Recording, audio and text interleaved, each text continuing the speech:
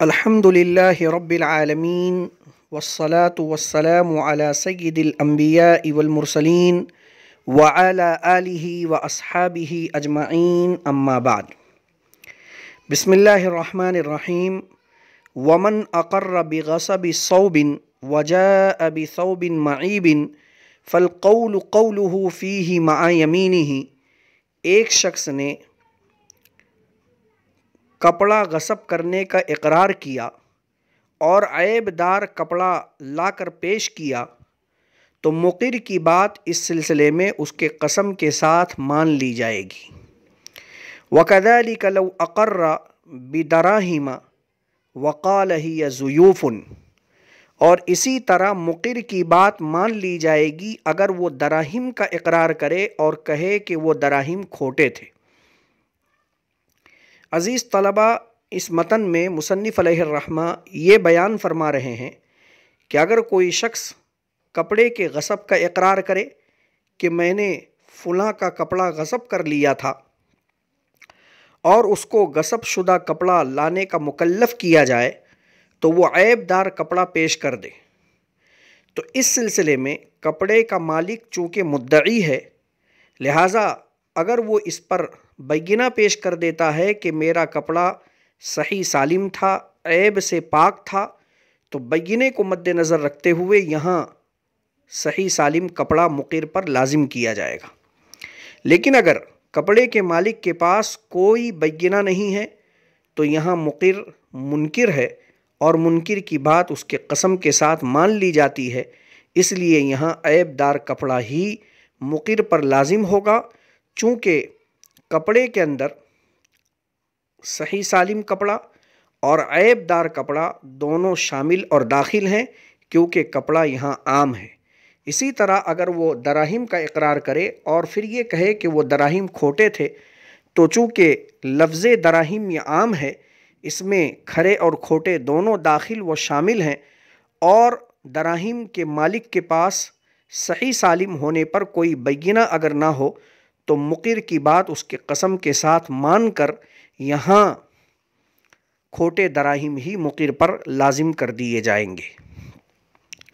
وَإِن قَالَ لَهُ عَلَيَّ خَمْسَةٌ فِي خَمْسَةٍ يُرِيدُ بِهِ الضَّرْبَ وَالْحِسَابَ لَزِمَهُ خَمْسَةٌ وَاحِدٌ۔ اور اگر مقر کہتا ہے فلاں کے میرے ذمے 5 ہیں، 5 میں، اور اس کے ذریعے ضرب و حساب مراد لیتا ہے تو 1 5 اس پر لازم ہوگا۔ وَإِن قَالَ أَرَدْتُ خَمْسَةً مَعَ خَمْسَةٍ لَزِمَهُ 10۔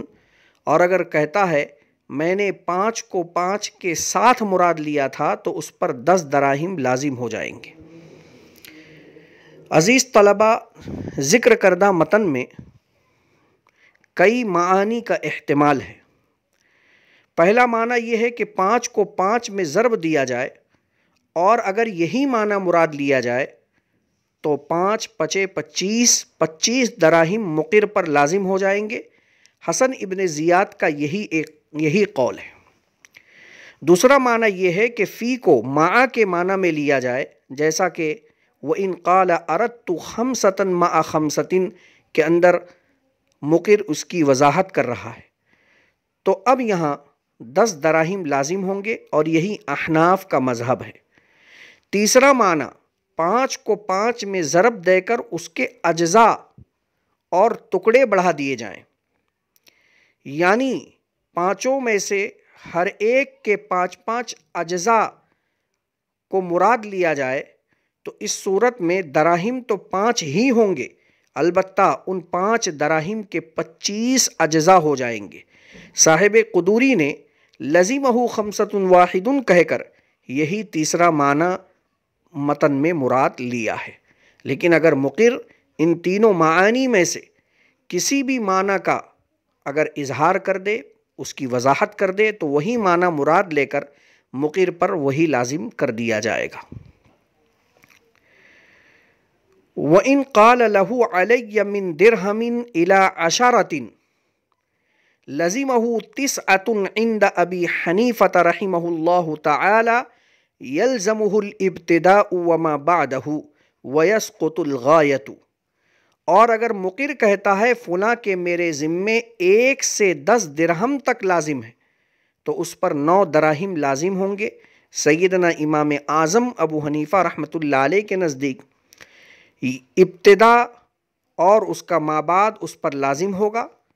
اور غایت ساقط ہو جائے گی۔ وقالا رحمہم اللہ تعالی یلزمہ العشرۃ کلھا، اور صاحبین رحمہم اللہ فرماتے ہیں پورے کے پورے 10 دراہم مقر پر لازم ہوں گے۔ عزیز طلبہ، اس متن میں جو مسئلہ ہے وہ امام ابو حنیفہ اور صاحبین کے مابین مختلف فی ہے۔ مسئلہ یہ ہے کہ ایک شخص اقرار کرتا ہے کہ فلاں کے میرے ذمے 1 درہم سے 10 درہم تک لازم ہے، تو حضرت امام ابو حنیفہ رحمۃ اللہ علیہ کے نزدیک مقر پر 9 دراہم لازم ہوں گے، اور صاحبین رحمہم اللہ کے نزدیک مقر پر 10 دراہم لازم ہوں گے۔ امام ابو حنیفہ فرماتے ہیں تعداد میں ابتدا شامل ہوتی ہے اور درمیان والے عدد ضرورتاً شامل ہوتے ہیں، لیکن آخری جو عدد ہے جسے غایت کہا جاتا ہے وہ شامل نہیں ہوتی۔ معلوم یہ ہوا کہ یہاں آخری عدد 10 ہے اور 10 سے پہلے جو 9 ہیں وہ 9 کے 9 داخل ہو جائیں گے، جیسا کہ کہا جاتا ہے کہ میری عمر 30 سے 40 کے درمیان ہے، تو یہاں 40واں عدد اس بات میں داخل نہیں ہوتا ہے، زیادہ سے زیادہ 39 سال یہاں مراد ہوں گے۔ صاحبین رحمہم اللہ کے نزدیک چونکہ پورے کے پورے 10 دراہم لازم ہیں، یہ ان کے نزدیک ابتدا اور انتہا دونوں داخل اور شامل ہوں گے، چونکہ یہاں دونوں حدود بیان کیے گئے ہیں 1 سے 10، اور وجود کے لیے دونوں حدود کا موجود ہونا ضروری ہے۔ عزیز طلبہ، اس اختلافی مسئلے میں امام ابو حنیفہ رحمۃ اللہ علیہ کے قول پر فتویٰ ہے۔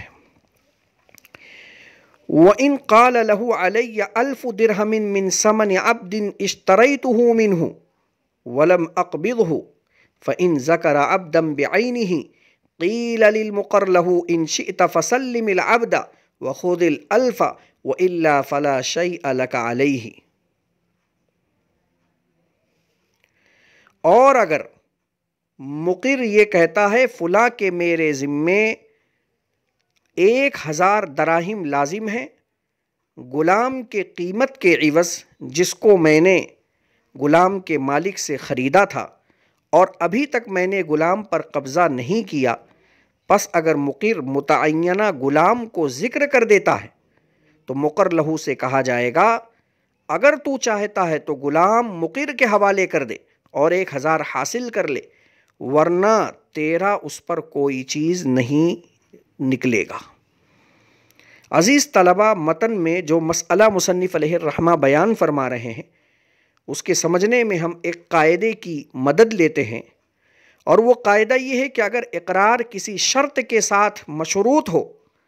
تو شرط پوری کرنے پر اقرار کو لازم مانا جائے گا، اور اگر شرط پوری نہ ہو تو مقر پر کوئی شے لازم نہیں ہوگی۔ اب مسئلے کی وضاحت کی طرف چلتے ہیں کہ ایک شخص اگر یہ اقرار کرتا ہے فلاں کے میرے ذمے 1000 دراہم ہیں، لیکن وہ غلام کی قیمت کے عوض ہیں جو میں نے مالک سے خریدا تھا، اور ساتھ میں یہ کہتا ہے کہ ابھی تک میں نے غلام پر قبضہ نہیں کیا، پس اگر وہ مالک کے پاس کسی متعینہ غلام کی نشاندہی کر دے